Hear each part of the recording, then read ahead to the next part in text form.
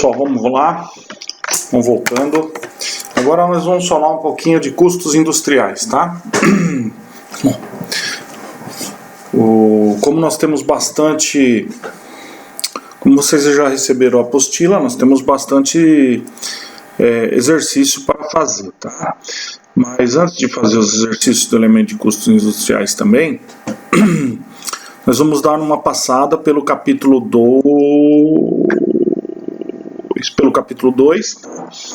coisa que nós já comentamos na aula passada, algumas informações sobre esse tema, mas nós vamos reforçar para vocês poderem fazer os exercícios, tá legal? Vamos lá. Deixa eu colocar aqui na tela para vocês.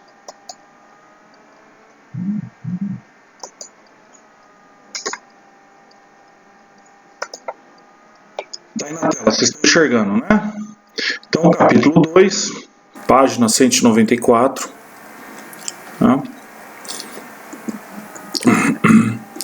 Eu já joguei lá no AED Box, só para vocês terem um pouquinho mais de informação. Qual página, professor? 194. Eu joguei lá no AED Box o link para vocês fazerem os exercícios da página 93 e 94 e também da aula de hoje, que é 98 e 99, tá? Que vocês vão fazer aí no final da aula de hoje. Já tiram foto e joga lá, tá? Então eu já fiz o link lá que para mim receber que vocês estão... Professor, repete as páginas aí, fazendo favor. 194. Nós estamos falando da 194 agora.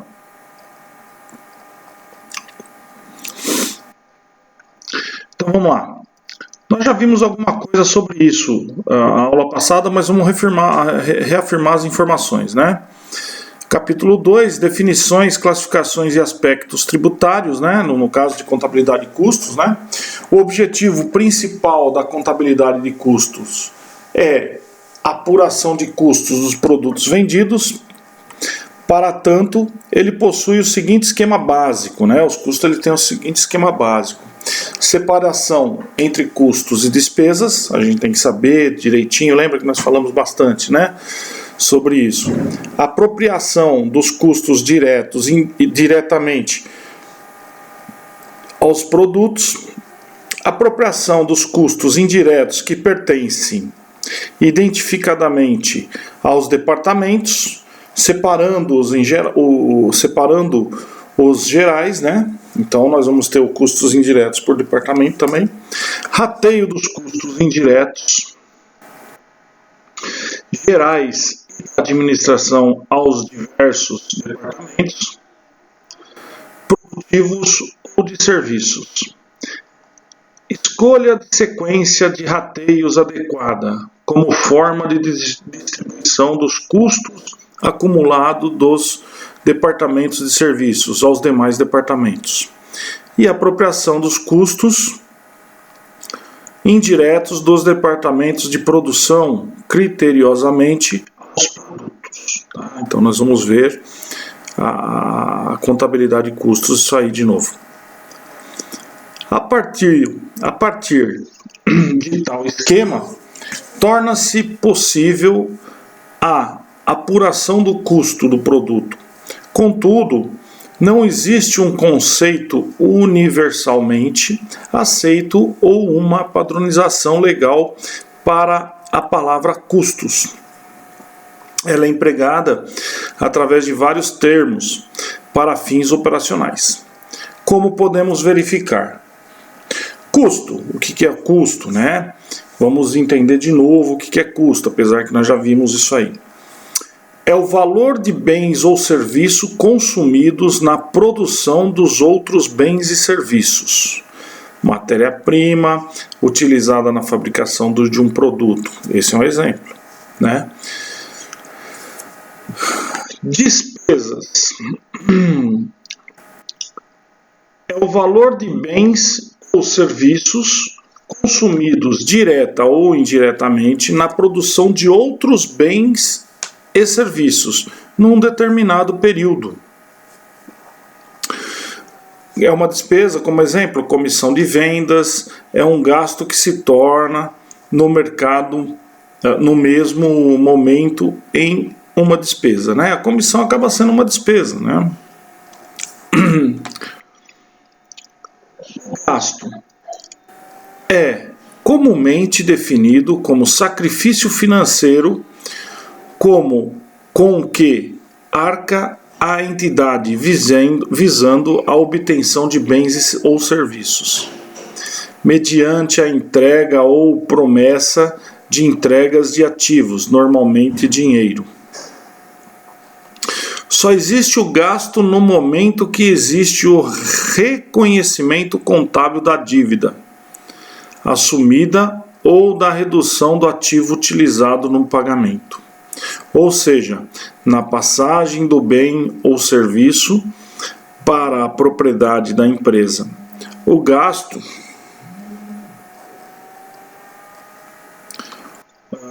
onde eu parei aqui? O gasto implica desembolso e pode ser um custo, despesa ou investimento. Então você vai ter um gasto, você vai despender de um determinado valor. Isso é um gasto. Aí você vai ter que definir depois se ele vai ser um custo, despesa ou investimento. Tá? É assim que desembolso. O que é desembolso? É o pagamento resultante. Espera um pouquinho só. É o pagamento resultante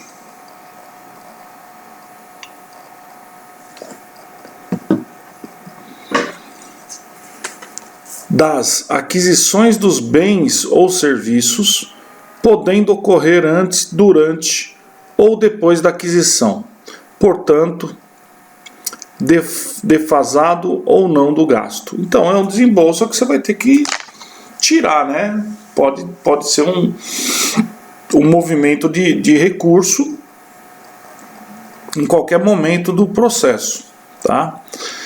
Investimento são gastos ativados em função da utilidade futura de bens ou serviços obtidos. A matéria-prima é um gasto contabilizado temporariamente em um investimento circulante. A máquina é um gasto que se transforma em investimento permanente. Então, o investimento é algo que você vai gastar, mas para ter um retorno futuro. Ou pode ser, que nem no caso de uma máquina, que você faz esse investimento permanente, transforma em investimento permanente, porque ela vai ter uma durabilidade, ela fica duradoura com você. Ou que nem a matéria-prima, que você converte, você investe numa matéria-prima, mas logo você tem um retorno disso, né? Tudo bem, pessoal? Não dormiram, não? Tudo quieto? Tamo aqui, tô ouvindo. Ó. Às vezes você tá lendo pra nós, professor. Mas eu tô lendo e já explicando, né? Isso que é bom.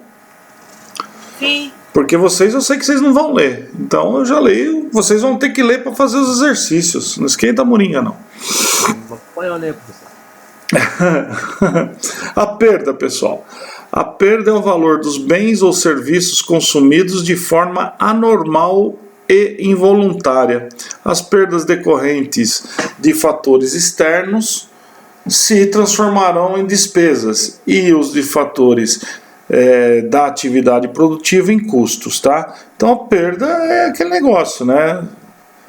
É algo que você tem que prever, mas você não gosta disso, porque ninguém gosta de perder, né? Então é um valor de bens e serviços consumidos, ou seja, você tem um gasto aí de forma anormal, que não está na previsão, né?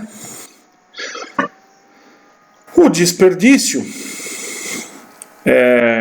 são os consumos intencionais, que por alguma razão não foi direcionado à produção de bens e serviços. Tá? Um gasto pode transformar-se de investimento para custos ou despesa, ou diretamente para custo ou despesa. Na compra de um micro, teremos um investimento. Se o micro for utilizado na fábrica, sua depreciação será um custo, né? Se for utilizado na administração, sua depreciação será uma despesa. Então, vocês entenderam esse exemplo aqui, ó, do microcomputador? Se o micro for utilizado na fábrica, sua depreciação será um custo. Então, se eu estiver alocando esse recurso de ferramenta, né, na fábrica, eu tenho que custear ele. Ele tem um valor, porque a fábrica é custo direto, você tem aquele valor que custa para você estar utilizando o material. Na área administrativa, já não. Na área administrativa, como você não trabalha com custo direto, né? Que nem está aqui, ó, custo direto, diretamente, custo direto, ela entra com uma despesa. Então, adquiriu o micro, entrou como uma despesa, tá? Então, nós temos aí essa classificações e nomenclaturas dos custos. Existem algumas nomenclaturas de custos que são amplamente aceitos e utilizados, visto que são úteis em muitos contextos, inclusive na tomada de decisão em todas as áreas pelos gestores. Objetivo do custo. Vimos que o custo é um valor de bens ou serviços consumidos na produção ou outros bens e serviços. Para guiar as decisões, os gestores das entidades sempre desejam saber quanto custa determinada coisa, que pode ser um bem, ou um serviço, ou um processo. Assim, qualquer coisa para o qual se deseja uma mensuração de custo denomina-se objeto de custo. Tá? Então, esse é o objeto de custo. Pode ser bens, serviços, processos e o que seja. Que é bem isso mesmo o exemplo que ele está dando, né? Você fala, eu preciso de tal coisa, o teu chefe já fala, quanto custa? Ah, eu preciso de manutenção na máquina. Quanto vai ser essa manutenção? Ah, eu preciso de comprar uma peça. Quanto é essa peça? Sempre tem isso, né? Então, são os objetos de custo. Aí. O sistema de custo considera custos em 2 estágios básicos, a saber, acumulação de custos, que a compilação de dados de custos de maneira organizada através de um sistema contábil, exemplo, materiais, mão de obras, aluguéis, seguros, etc. Então, essa é uma acumulação de custos.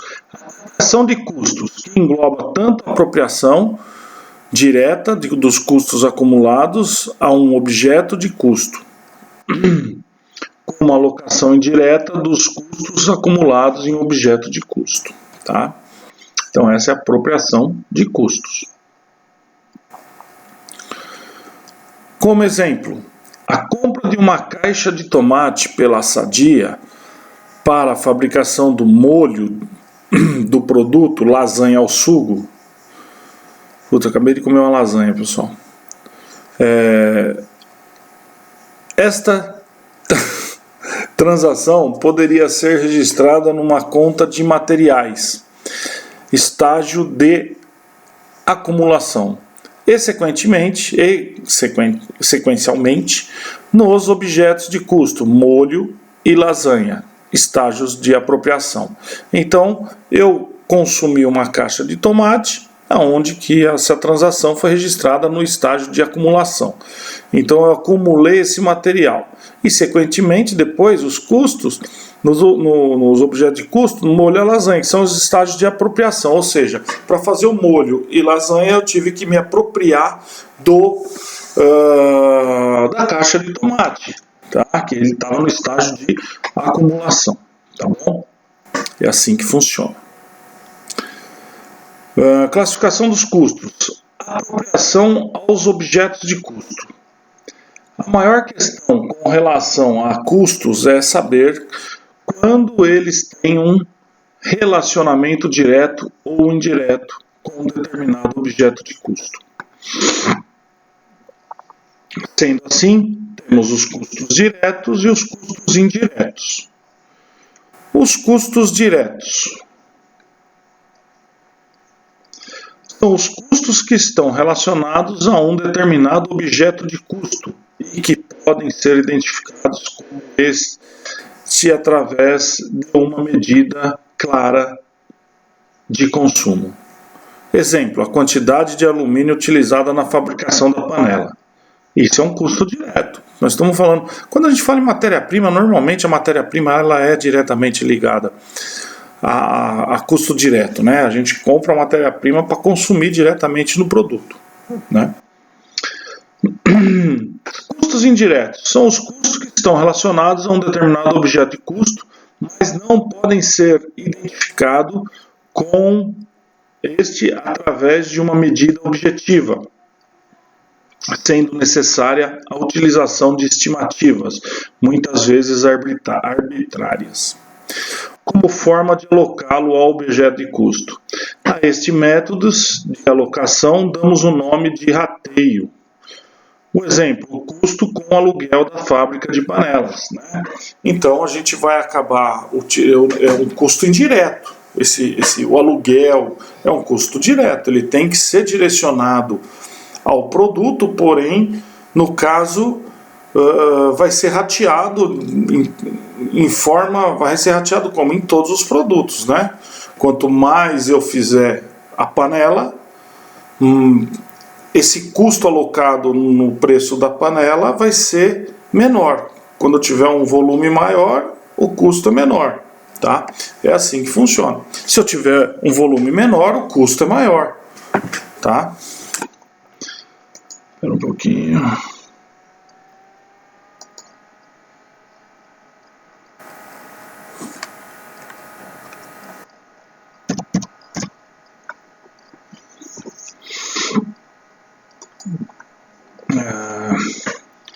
Então, o indireto é quando a gente não tem aquele valor certinho, que nem a matéria-prima. Quando a gente falou direto aqui, a quantidade de alumínio, né, por exemplo, para fazer uma panela, eu vou ter uma certa quantidade de alumínio, que seja de peso. Para fazer uma panela de um determinado tamanho, eu vou usar tantos quilos ou tantas gramas de alumínio, né, que seja.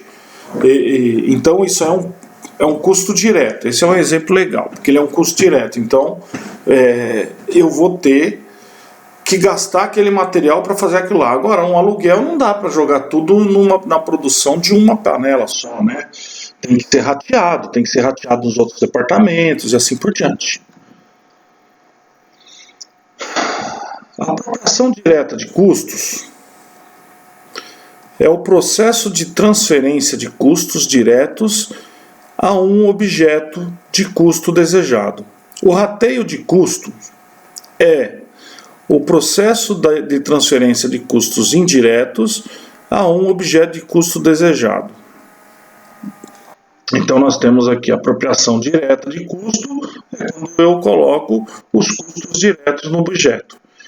O rateio de custos e o processo é o processo de transferência de custos indiretos. Tá? É aquilo que a gente estava comentando agora há pouco. Tá?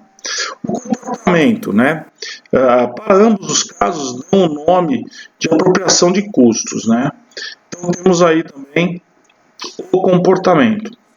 Uma outra forma de classificação de custos é através, talvez a mais importante dentre todas as demais, são as que se subdivide em custos fixos e variáveis, visto que possibilita aos gestores acompanhar o comportamento destes custos e a relação entre níveis e volume de atividades no espaço específico de tempo.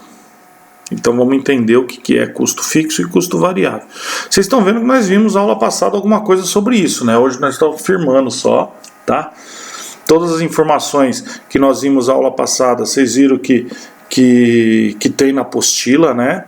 Então, e aquela transparência que eu usei a aula passada tá lá no AI The Box para todos ouvir, para todos têm acesso, tá bom? Custo variável é aquele cujo custo se altera diretamente em proporção ao volume total produzido. Então, é o custo que vai variar de acordo com a quantidade do volume, ou seja, a proporção do volume. O valor total da matéria-prima, como por exemplo, por mês depende diretamente do volume produzido, ou seja, quanto mais for fabricado, mais será o seu consumo e vice-versa. Então, eu vou ter o valor total da matéria-prima dentro, vai variar de acordo com o volume, não tem como, né?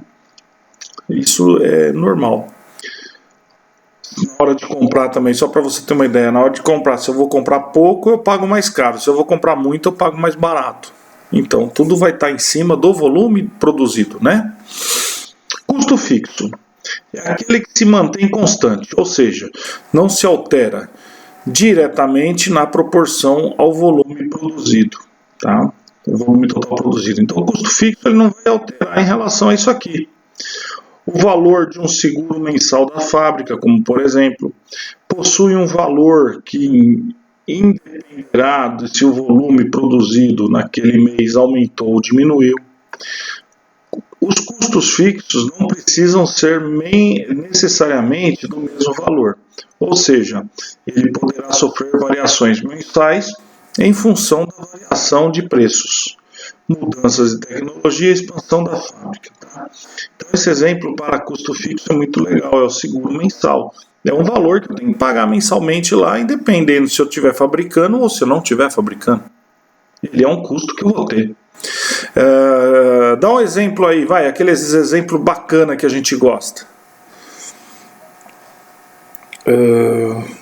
Vamos, pessoal, acorda? De qual custo, professor? Custo fixo. Custo fixo? É. Ah, o funcionário, né? É um custo fixo. Só se ele fizer hora extra, vai mudar. Não. Conta de luz, conta de água. O funcionário de. Não, ele não é fixo. Não. O funcionário também não. O funcionário você tem que atrelar ele a um processo. Se você tem produção, você está diluindo. Se hora extra, é aquele custo fixo, não.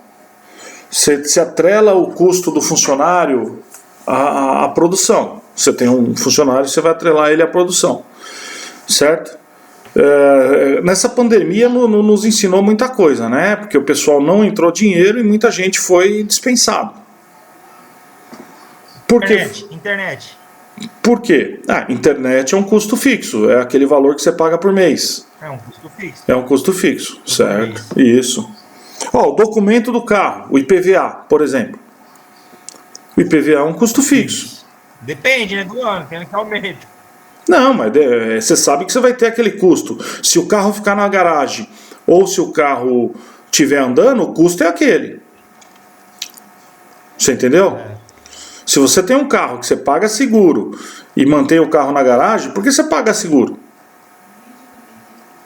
Ele está fixo, é um custo que você vai mensal. Lembre-se o seguinte: você tem um carro. Aluguel. O aluguel é um custo fixo por mês, é aquele custo. Se você recebendo ou não recebendo, é um custo, não é? Você tem que pagar. Mas o carro, por exemplo, vamos dar um exemplozinho do carro aí para vocês. Por ano, você tem IPVA, licenciamento e seguro. Né? A cerveja de toda sexta-feira. Isso é variável. Custo fixo. Isso é variável. Não, isso é variável. Isso é variável. Eu li uma reportagem que teve um cara aí que parou de tomar cervejas de final de semana com os amigos aí, sair no happy hour. E em 6 meses ele economizou R$8.000. Não é tudo isso não, mas tá doido, né? Faz as contas. Não sei onde esse cara ia, né? Eu não. Mas Aí, Márcio, tá ouvindo um negócio desse? professor, mas é aquele papo, né, professor? Ah, E a mulher fala pro cara, né, que se o cara parar de beber, se o cara ficasse 10 anos sem beber, que já tinha comprado uma Ferrari. O cara vai perguntar pra mulher se ela bebe. e não tem a Ferrari, né? E não tem a Ferrari, Ele então. não tem a Ferrari. Tá bom? É isso mesmo. Então vamos lá. Departamentalização. Departamentos são as unidades mínimas administrativas, representada por homens e máquinas que desenvolvem atividades semelhantes. Pode ocorrer de existir em um departamento apenas homens ou apenas máquinas, como por exemplo montagem, almoxarifado, expedição, administração de fábrica e etc. Os departamentos, que na maioria das vezes são centros de custos, cada departamento é um centro de custo, né? Podem ser divididos em dois grandes grupos: os chamados departamentos produtivos, que atuam diretamente sobre o produto com seus custos apropriados aos mesmos, ou os que vivem mais da execução de serviços indiretos ao produto, e são chamados departamentos de serviços, com seus custos transferidos a outros departamentos que já prestam serviços a esses. Tá? Então, podemos ter o departamento de serviço e o departamento produtivo, né? Aqueles lá que vai diretamente ao produto. Tá? A departamentalização é necessária em custos para que haja um adequado controle e distribuição dos custos indiretos, determinando de forma precisa o custo dos produtos e serviços, para que esses custos sejam apropriados aos produtos. É necessário que estejam antes devidamente alocados nos departamentos de produção. A seguir, os fatores que devem ser considerados ao decidir-se a respeito dos tipos de departamentos necessários para um controle eficiente de custos e estabelecimento de índices precisos de despesas indireta. Tá? Então temos aí similaridade de operações, processos e maquinaria em cada departamento. Localização das operações, processos e maquinaria. Responsabilidade pela produção e custos, afinidade das operações para o fluxo de produto, número dos departamentos ou centros de custos. Tá? Então, temos esses 5 itens. O custo unitário e total. Os sistemas de custos normalmente possuem recursos para nos informar os custos totais e unitários de produção. O custo unitário, também conhecido como custo médio, é obtido através da divisão de uma quantidade total de custos por um número de unidades. Unidades estas que podem ser expressas como exemplo, por horas trabalhadas, itens produzidos, embalagens transportadas. Aí, como exemplo, né, vamos supor que um certo período, para produzir 1000 panelas, os custos totais de uma empresa foram 30 mil, custo variável de 30 mil, custo fixo de 15 mil, dá um custo total de 45 mil. Então, nós temos aí custo unitário, 45 dividido por 1000, cada panela sai com um custo unitário de R$ 45. Tá? Os custos unitários, contudo, devem ser utilizados e interpretados de forma cautelosa, uma vez que se tratam de médias. Para a tomada de decisão, o melhor é sempre se utilizar dos custos totais, como podemos observar na sequência do exemplo. Imaginemos que agora esta mesma empresa resolva fazer um orçamento para o próximo período, com estimativa de produção de 800 panelas. Queda nas vendas. e para tanto se utiliza o custo unitário do último período para prever seus custos unitários. Então, aqui era 45, né? Aqui ficou 45 vezes 800, ficou 36. Ao final do período, a empresa observará que seus custos totais realizados ficarão bem acima do orçado, conforme a apuração apresentada abaixo. Custo variável, 30 vezes 800, dá 24. Menos custo fixo, que é 15. O custo fixo mudou? Não mudou. O variável mudou, o custo fixo não, né? Pelo lote.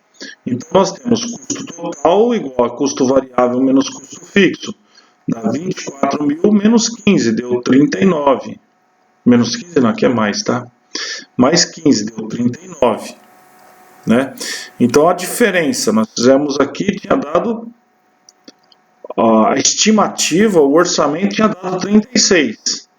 Mas no final, saiu por 39. Né?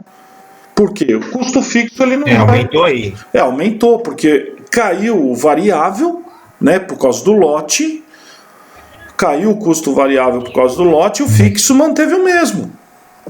E quando ele fez o orçamento considerando o fixo e o variável só em relação ao preço médio. O preço médio não dá muito certo, não deu muito certo nesse caso, né? Então, resultará, portanto, num custo total subestimado em R$3.000. Tendo em vista este novo nível de produção, o custo unitário da panela agora passaria a ser de R$ 48,75. Né? Então, vocês lembram que eu falei lá na frente? Quanto mais eu faço, mais barato fica. Aqui é um exemplo simples, né? Básico nisso. Como eu diminui o lote de produção, deu uma queda de vendas, eu diminui um lote de produção, o custo variável diminui, mas o custo fixo não. Aquele custo lá do aluguel, do seguro, aquilo lá manteve. Os caras não querem saber que se você tem produção ou não, aquilo foi acordado, você tem que pagar aquilo. Mas o custo variável diminuiu por causa do lote. Nós não estamos nem entrando muito a fundo nesses custos aí, que nem, por exemplo, eu tive que comprar menos matéria-prima, com certeza eu paguei mais caro na matéria-prima. Né? Mas é isso aí só em função do lote. Então deu um aumento, né? Teve que aumentar o preço da panela de 45, foi para 48,75. Tá? Então isso é interessante, esse exemplo ficou muito claro aí nas explicações.